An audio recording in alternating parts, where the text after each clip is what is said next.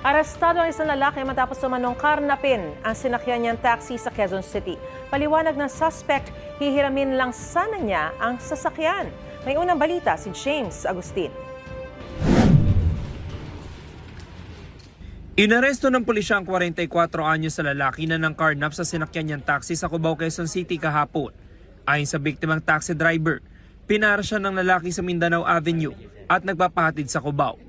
Nagsabi pa raw ito na daraanan muna ang pinsang babae. Tatlong kanto, sir, pinaglilikuan ko. Ngayon, pangatlong kanto, doon sa Imperial, hindi niya makita yung kasamahan niya. Sabi niya, sige, dito na lang ako. Dito, humugot. Akala ko, hugot ng, pitaka, magbabayad na. Nagulat ako, ice pick ang, tapos sabay doon, napaganon ako.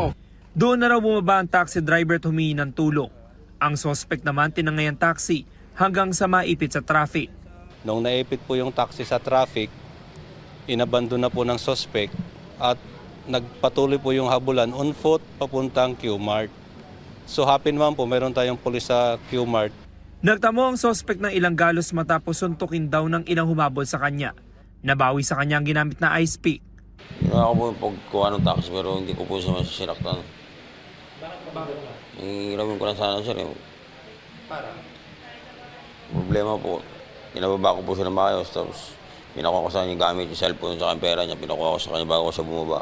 Sa record ng pulisya, nakulong na ang suspect noong 2023 dahil sa kasong may kinalaman sa droga. Ngayon, sinampahan naman siya ng reklamong paglabag sa new anti-carnapping law. Ito ang unang balita. James Agustin para sa GMA Integrated News. Gusto mo bang mauna sa mga balita? Mag-subscribe na sa GMA Integrated News sa YouTube at tumutok sa unang balita.